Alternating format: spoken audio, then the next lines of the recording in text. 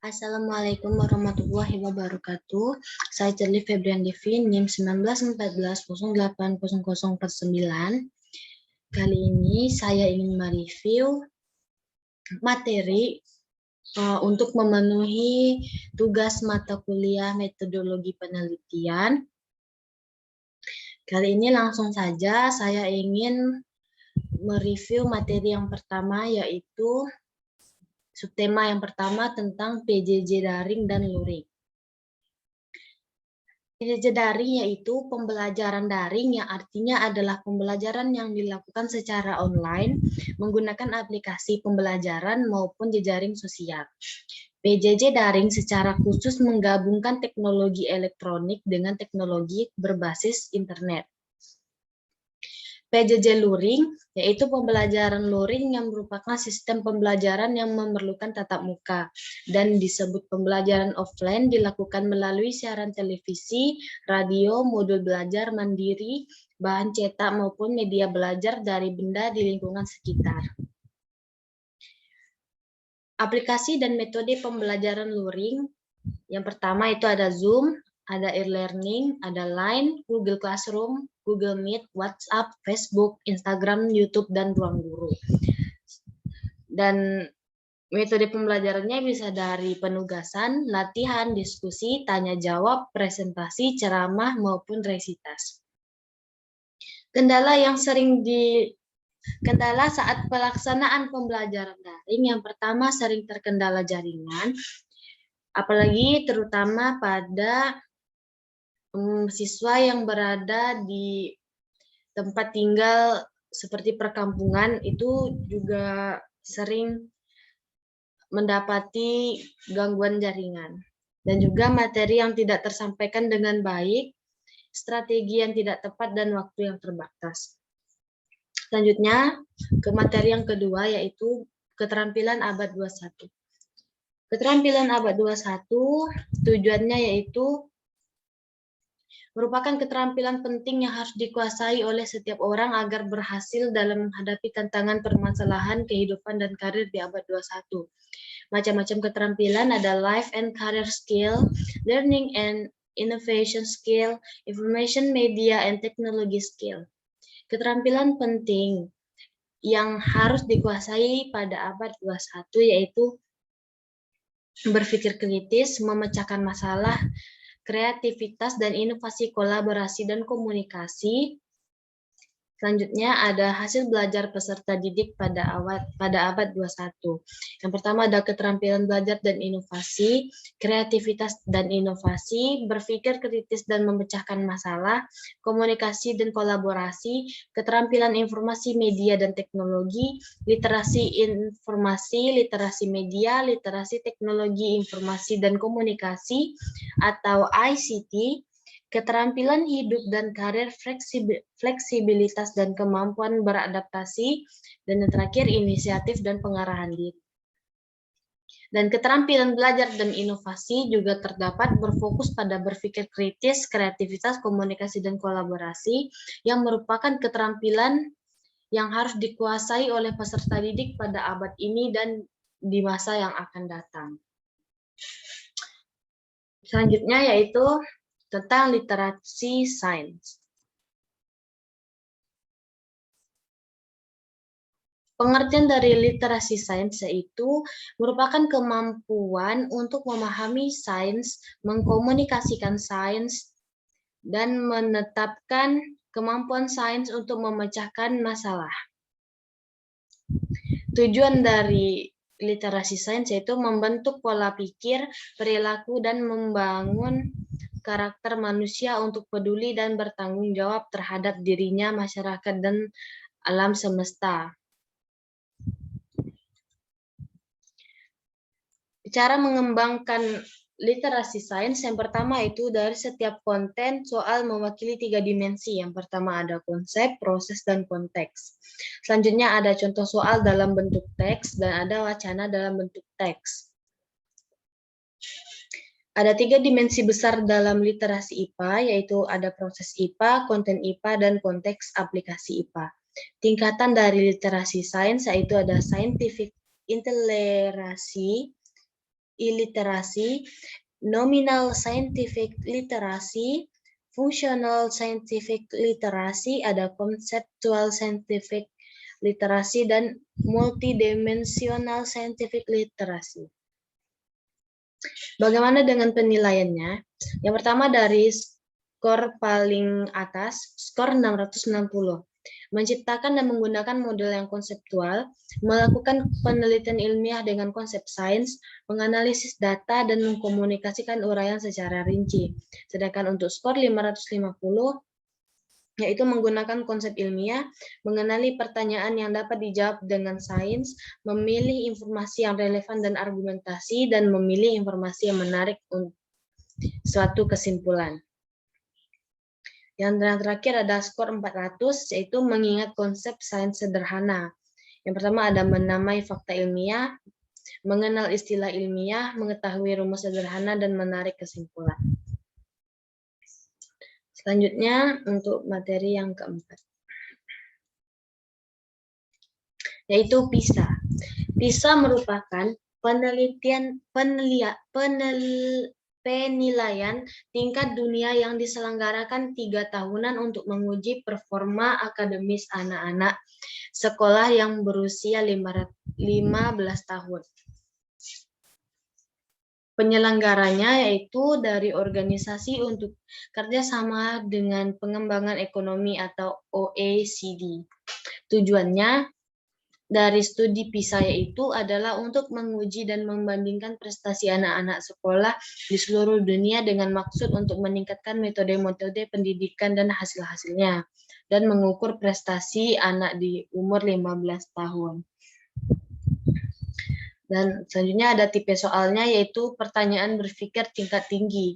Waktu pelaksanaannya yaitu dari bulan Maret sampai April, dan ada 120 soal, dan juga angketnya ada siswa dan sekolah. Populasi dan sampel. Dari siswa yaitu ada di usia 15 tahun dan di tingkatan kelas 3 SMP atau 1 SMA. Statusnya boleh berasal dari sekolah negeri maupun sekolah swasta. Kalau untuk sekolah, performanya ada baik, sedang, dan kurang, dan jumlahnya 350. Selanjutnya ada materi tentang TIMSS, TIMS. Pertama, profil. TIMS dilakukan secara rutin setiap 4 tahun sekali. TIMSS adalah studi internasional tentang kecenderungan atau arah dan perkembangan matematika dan sains. Tujuannya membandingkan prestasi matematika dan sains siswa kelas 4 dan 8 di beberapa negara telah dilakukan untuk penelitian, yaitu Trend International Mathematics and Science Study. Dan juga untuk memantau hasil sistem pendidikan yang berkaitan dengan pencapaian belajar siswa di dalam bidang matematika dan sains, untuk mengembangkan kurikulum dan untuk perbaikan sistem pendidikan. Penyelenggaranya yaitu International Association for the Evaluation of Educational Achievement atau IEA yang berkedudukan di Amsterdam, Belanda. Dan juga TIMSS ini berpusat di Lynch School of Education, Boston College, USA. Pesertanya itu pada tahun 1995 ada 26 orang, 1999 ada 38 orang, 2003 ada 49 orang, 2007 ada 60 orang. Populasi dan sampel. Populasi dan sampel dari TIMSS ini yaitu yang pertama, siswa kelas 4 SD atau MI dan siswa dari kelas 8 atau 7 SMP dan MTS. Untuk strata sekolahnya, boleh sekolah atau madrasah yang berstatus negeri ataupun swasta, dan juga performan baik, sedang, maupun kurang. Untuk standar penilaiannya yang sangat tinggi yaitu 625, yaitu paham konsep yang rumit dan abstrak. Untuk yang tinggi 550 yaitu paham beberapa siklus, sistem, dan prinsip sains. Untuk yang menengah 475 yaitu mengenali pengetahuan dasar sains dalam beragam topik. Dan yang terakhir yang rendah yaitu 400 mengenal beberapa fakta dasar dalam biologi dan fisika. Dan yang terakhir prestasi sains di Indonesia. Hasil studi TIMSS tahun 2003, Indonesia berada di peringkat 35 dari 46 negara. Hasil studi TIMSS pada tahun 2007, Indonesia berada di peringkat 36 dari 49 negara. Hasil dari TIMSS 2011, Indonesia berada di peringkat 38 dari 42 negara.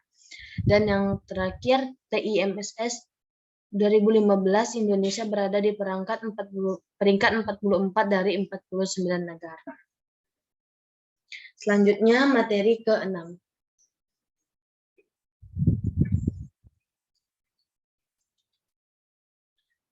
Yaitu KPS. KPS ini merupakan keterampilan proses sains, yang artinya sebuah keahlian yang dipakai oleh ilmuwan untuk menguraikan masalah dalam berinvestigasi ilmiah, menyusun dan menemukan pengetahuan baru pada aktivitas pembelajaran. Ada dua faktor dalam keterampilan, yaitu ada keterampilan kognitif dan keterampilan psikomotor. Kelebihan dan manfaat dari KPS yang pertama untuk menstimulus siswa dalam ilmu pengetahuan, membiasakan siswa untuk belajar dan bekerja sama menggunakan ilmu pengetahuan ilmiah, dan juga menjadikan proses belajar menjadi menyenangkan. Ada juga 6 keterampilan proses sains, yaitu ada mengamati, mengelompokkan, mengukur, berkomunikasi, menyimpulkan, dan memprediksi. Mengukur keterampilan proses sains, yaitu yang pertama bermanfaat untuk menelaah segala macam kesukaran belajar yang dialami siswa, ada asas konten, asas kerja sains, dan asas sikap ilmiah. Selanjutnya ada materi ke-7 yaitu tentang generasi Z, alfa, dan digital. Generasi Z. Generasi Z ini adalah generasi yang lahir pada rentang tahun 1997 sampai dengan tahun 2012 Masehi. Generasi Z ini adalah generasi yang setelah generasi milenial. Generasi ini merupakan generasi peralihan generasi milenial dengan teknologi yang semakin berkembang. Beberapa di antaranya merupakan keturunan dari generasi X dan generasi milenial. Karakteristik dan ciri-ciri dari generasi Z. Yang pertama, mahir dan gandrung dengan teknologi informasi dan berbagai aplikasi komputer, sering berkomunikasi dengan semua kalangan khususnya lewat jejaring sosial. Generasi Z dikenal lebih mandiri, cenderung toleran dengan perbedaan kultur yang sangat peduli uang dan pekerjaan dalam daftar prioritas. Selanjutnya ada generasi alfa. Generasi alfa yaitu lahir di antara tahun 2010 sampai 2025.